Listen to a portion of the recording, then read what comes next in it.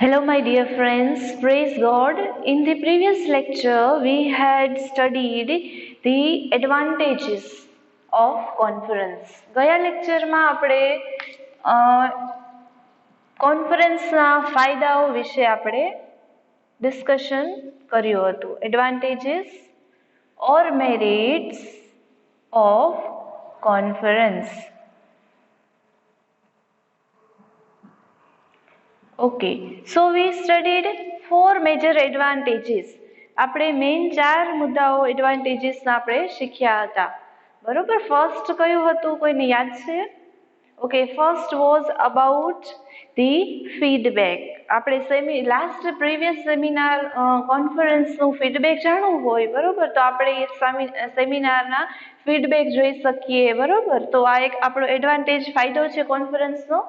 Previous કે જે અગાઉનું કોન્ફરન્સ છે એના આપણે ફીડબેક દ્વારા આપણે કેટલું પર્સન્ટેજ સક્સેસફુલ રહ્યો એ જાણી શકીએ. Okay, so what was the second advantage? બીજો એડવાન્ટેજ કયો હતો?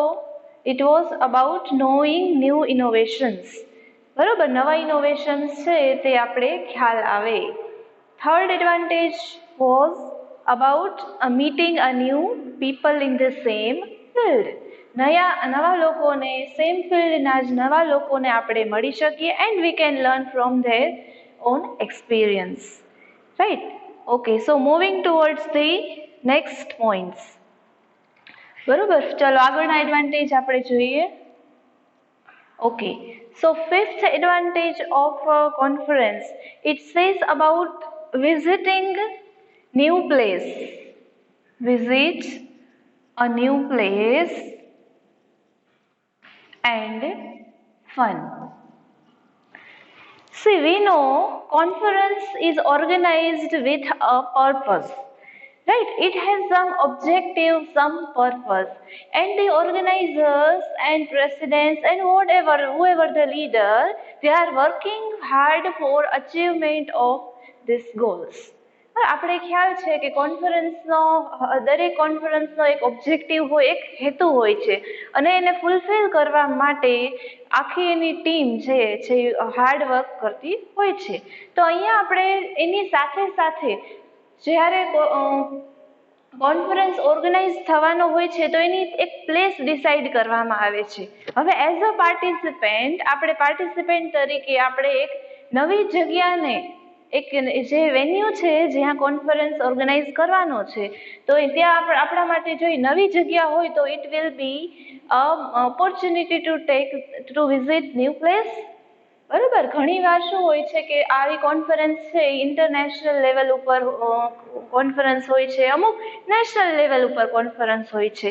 સો in various countries it can be organised. બરાબર, અલગ અલગ કન્ટ્રીમાં ઓર્ગેનાઇઝ થઈ શકે છે. તો આ રીતે એક પાર્ટિસિપેન્ટે ન્યૂ પ્લેસને વિઝિટ કરવાનો ચાન્સ મળે છે ઓફકોર્સ, અને hand have fun. It means you can enjoy that seminar or conference. બરોબર, હવે આપણે ખ્યાલ છે કે એમાં ગ્રુપ એક્ટિવિટી છે, બધું activity sometime it looks boring, but still you can manage it, steel you can enjoy the conference. બરોબર, તો અહીંયા એક નવી પ્લેસ અને એક સેમિનારને કોન્ફરન્સને એન્જોય કરવાનો બેનિફિટ આપણે લેવો જ જોઈએ. ચલો, moving to the next point. Okay, ચલો આના પછીનો પોઈન્ટ છે, it is related to your academic heroes. That means meet your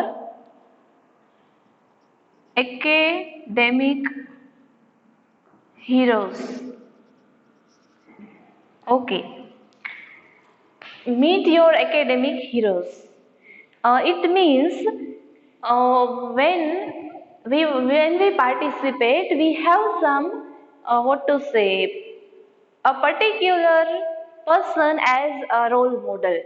બરાબર, આપણે જ્યારે કોન્ફરન્સમાં પાર્ટિસિપેટ કરવામાં હોય છે તો આપણી સામે એક આપણા પ્રત્યક્ષ રોલ મોડલ તરીકે પણ કોઈ સ્પીકર, કોઈ ચીફ ગેસ્ટને ઇન્વિટેશન આપવામાં આવે છે. તો ઘણીવાર આવા ફેમસ પર્સનાલિટી જ્યારે કોન્ફરન્સમાં they are invited, જોઈને આમંત્રણ આપવામાં આવે છે, so as a participant we can have a very good opportunity to meet our academic heroes. હવે જે ફિલ્ડમાં જે એક્સપર્ટ હોય છે, કોઈ ફેમસ પર્સનાલિટી હોય છે, તેને મળવાનો લાભ આપણે ચોક્કસ લેવો જોઈએ. તો આપણો એક એડવાન્ટેજ છે, આપણું મેરિટ છે કોન્ફરન્સનું. That means a person who is an expert, who is a famous personality, if he or she comes in the conference, we get an ample opportunity. તો સારી એવી તક આપણે મળે છે, so we can meet them. બરોબર છે. તો આપણો એક બહુ જ મહત્વનો આપણે એડવાન્ટેજ કહી શકીએ. Okay, moving towards the next. Engage in, okay, keep yourself engaged in high level debate.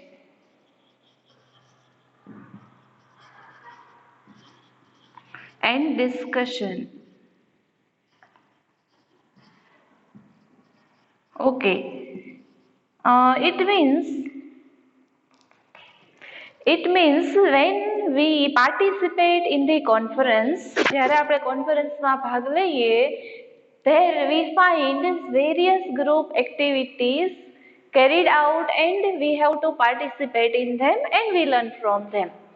બરોબર. હવે કોન્ફરન્સમાં આપણે ખબર છે કે એમાં ગ્રુપ ડિસ્કશન હોય છે. અહીંયા ડિબેટની વાત થાય છે. ડિબેટ એટલે કોઈ એક જ ટોપિક વિશે આપણે બંને બાજુથી એના ફાયદા અને એના ગેરફાયદા, એવી રીતે પોઝિટિવ અને નેગેટિવ એના જે પણ પોઈન્ટ છે એની એક ડિબેટ યોજવામાં આવે છે. તમે ટેલિવિઝનમાં, ન્યૂઝ ચેનલમાં જોયું હશે, બરોબર, કે બંને પાર્ટીના મેમ્બર્સ હોય છે, બે સાઈડના, અને વચમાં એન્કર જે ન્યૂઝ એન્કરિંગ કરતા હોય છે, અને મહાચર્ચા તે રીતે આયોજિત કરવામાં આવે છે. તો એને શું કહેવાય? ડિબેટ્સ કહેવાય. And discussion. તો આવી ગ્રુપ ડિસ્કશન છે, આવી ડિબેટ છે, એમાંથી આપણું શું થાય છે?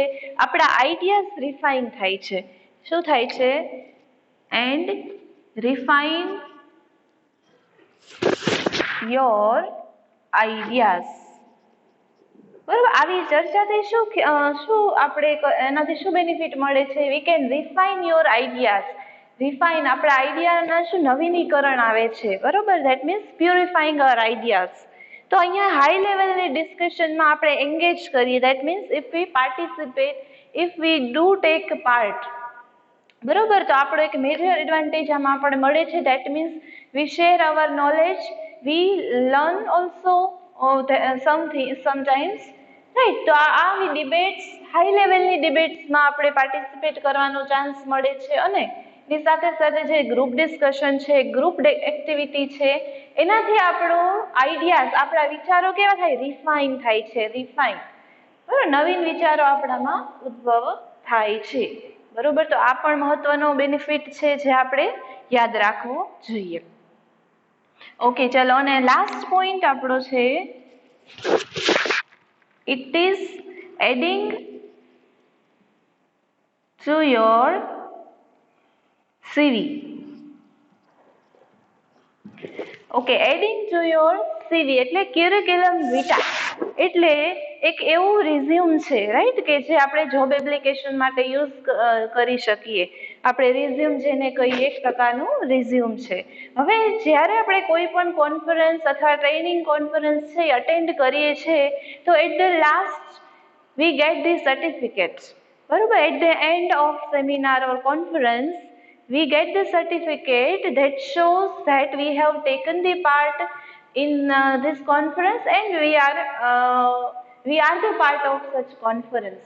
તો આવું સર્ટિફિકેટ આપણે મળે છે at the end of conference. તો હવે અહીંયા મુખ્ય બાબત શું છે કે તમારા ક્યુરિક્યુલમ વિટા એટલે કે જે તમારું જોબ એપ્લિકેશન રિઝ્યુમ છે, એમાં તમે આ બાબત છે એને ઇન્ક્લુડ કરી શકો, આ બાબત એમાં દર્શાવી શકો. કેમ કે તમે જે ટ્રેનિંગ કોન્ફરન્સમાં પાર્ટિસિપેટ કર્યું છે એમાં તમે એવી ઘણી બિઝનેસ સ્કિલ છે, એવું ઘણું નોલેજ છે, એવી ઘણી ટ્રેનિંગ લીધેલી છે કે જે તમારા જોબ માટે ઇમ્પોર્ટન્ટ છે.